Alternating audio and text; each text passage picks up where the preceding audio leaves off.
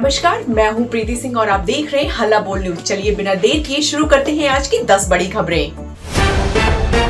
रक्षाबंधन के पावन पर्व पर प्रधानमंत्री नरेंद्र मोदी ने देशवासियों को हार्दिक शुभकामनाएं दी हैं। पीएम मोदी ने कहा कि यह पवित्र त्योहार हर किसी के जीवन में खुशी, समृद्धि और सफलता लेकर आए। उन्होंने भाई बहन के बीच प्यार, स्नेह और आपसी भरोसे के बंधन को हमेशा अटूट बने रहने की कामना की। केंद्रीय गृह मंत्री अमित शाह ने भी देशवासियों को रक्षाबंधन की बधाई दी। उन्होंने कहा कि राखी भाई बहन के अटूट प्रेम और विश्वास का प्रतीक है। इससे पहले राष्ट्रपति द्रौपदी मुर्मू ने भी रक्षाबंधन की पूर्व संध्या पर नागरिकों को शुभकामनाएं दी थी। रक्षाबंधन के त्योहार पर दिल्ली एनसीआर समेत कई शहरों में सड़कों से लेकर रेलवे और बस स्टेशनों तक जबरदस्त भीड़ देखने को मिल रही है।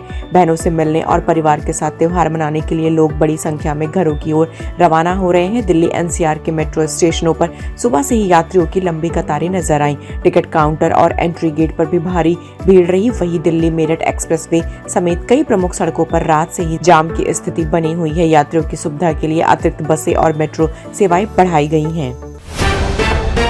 नेपाल में आई भीषण बाढ़ ने भारी तबाही मचाई है और इस आपदा के बीच 290 भारतीय नागरिकों से अभी तक संपर्क नहीं हो पाया है। लापता लोगों में त्रिशूल पावर परियोजना में काम करने वाले 73 भारतीय कर्मचारी भी शामिल हैं। बताया जा रहा है कि बड़ी संख्या में लापता भारतीय कैलाश मानसरोवर यात्रा पर गए तीर्थयात्री हैं। नेपाल के रसवा और आसपास के इलाकों में अचानक आई बाढ़ के बाद राहत और बचाव अभियान तेज कर दिया गया है। भारत सरकार नेपाल के साथ लगातार संपर्क में है। सेना और रेस्क्यू टीमें लगातार लोगों की तलाश में जुटी हैं। प्रधानमंत्री नरेंद्र मोदी आज मध्य एशिया के महत्वपूर्ण दौरे पर रवाना होंगे। पीएम मोदी 29 और 30 अगस्त को उज्बेकिस्तान में रहेंगे। इसके बाद 31 अगस्त और 1 सितंबर को किर्गिज़स्तान की राजधानी बिश्केक जाएंगे। यहाँ वे शंघाई सहयोग संगठन यानी SCO की शिखर बैठक में हिस्सा लेंगे। बैठक में सुरक्षा, कनेक्टिविटी और क्षेत्रीय सहयोग समेत कई अहम मुद्दों पर भारत का पक्ष रखेंगे। पीएम मोदी के कुछ वैश्विक नेताओं से द्विपक्षीय मुलाकात भी संभव है। SCO की यह बैठक संगठन की 25वीं वर्षगांठ के मौके पर हो रही है। पाकिस्तान के प्रधानमंत्री शहबाज शरीफ भी बैठक में मौजूद रहेंगे। परिसीमन के मुद्दे पर कांग्रेस ने सरकार से व्यापक चर्चा की मांग की है। कांग्रेस अध्यक्ष मल्लिकार्जुन खड़गे ने प्रधानमंत्री नरेंद्र मोदी को पत्र लिखकर परिसीमन से जुड़े सरकार के प्रस्ताव सभी राजनीतिक दलों के साथ साझा करने की अपील की है। खड़गे ने इस मुद्दे पर सर्वदलीय बैठक बुलाने और राजनीतिक दलों तथा राज्य सरकारों को प्रस्तावों का अध्ययन करने के लिए पर्याप्त समय देने की मांग की। उन्होंने लोकसभा की मौजूदा 543 सीटों की संख्या अगले 25 साल तक नहीं बदलने का सुझाव भी दिया। साथ ही 2029 के लोकसभा चुनाव से महिलाओं के लिए 1/3 आरक्षण लागू करने की मांग रखी। मनुस्मृति को लेकर दिए राहुल गांधी के बयान पर विवाद बढ़ता जा रहा है। ज्योति मठ के शंकराचार्य स्वामी अभिमुक्तेश्वरानंद सरस्वती ने राहुल गांधी से माफी मांगने की मांग की है। उन्होंने कहा कि बिना पूरा अध्ययन किए हिंदू धर्म ग्रंथों पर टिप्पणी नहीं करनी चाहिए। शंकराचार्य ने राहुल गांधी से कहा कि अगर उन्हें धर्म ग्रंथों को लेकर कोई आपत्ति है तो पहले धर्माचार्यों से चर्चा कर सही अर्थ समझना चाहिए। उन्होंने चेतावनी दी कि अगर राहुल गांधी माफी नहीं मांगते तो कांग्रेस के बहिष्कार की मुहिम चलाई जा सकती है। बयान के बाद सियासी और धार्मिक विवाद दोनों तेज हो गए हैं। उत्तर प्रदेश विधानसभा चुनाव से पहले मुस्लिम वोटों को लेकर सियासी घमासान तेज हो गया है। AIMIM प्रमुख असदुद्दीन ओवैसी ने समाजवादी पार्टी अध्यक्ष अखिलेश यादव पर तीखा हमला बोला है।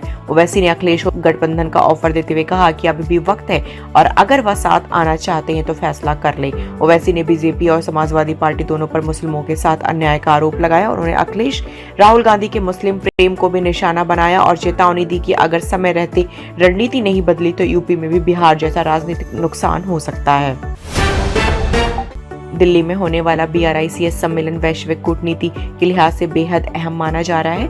भारत मंडपम में 12 और 13 सितंबर को होने वाले सम्मेलन में प्रधानमंत्री नरेंद्र मोदी, रूस के राष्ट्रपति व्लादिमीर पुतिन और चीन के राष्ट्रपति शी जिनपिंग की मौजूदगी में पूरी दुनिया की नजर होगी। भारत रूस और चीन के साथ रणनीतिक रिश्तों को आगे बढ़ाते हुए अमेरिका के साथ भी संतुलन बनाए हुए हैं। सम्मेलन में स्थानीय मुद्राओं में व्यापार, वैश्विक सहयोग और बदलती विश्व व्यवस्था जैसे मुद्दे चर्चा में रह सकते हैं। ऐसे में BRICS मंच पर तीनों नेताओं की संभावित मुलाकात को खास महत्व दिया जा रहा है।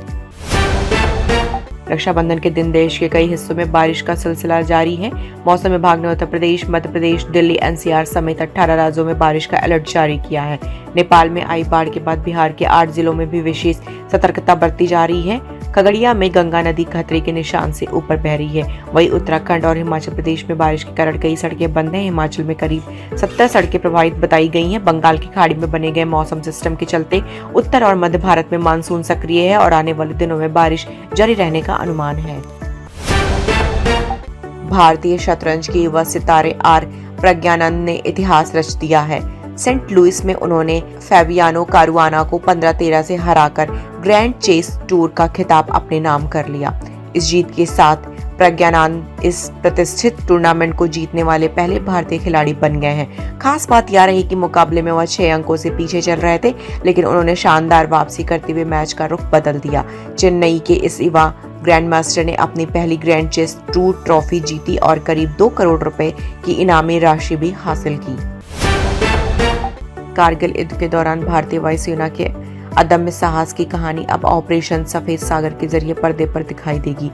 यह वेब सीरीज एयरफोर्स अधिकारियों की असल जिंदगी और 1999 के युद्ध के दौरान निभाई गई अहम भूमिका पर आधारित है।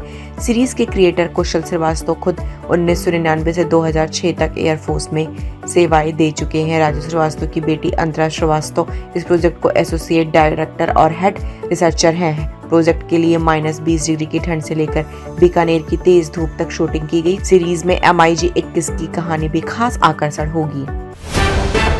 खबरों का सिलसिला यूं ही जारी रहेगा। तब तक के लिए देखते रहिए हल्ला बोल न्यूज। मुझे इजाजत दीजिए। नमस्कार।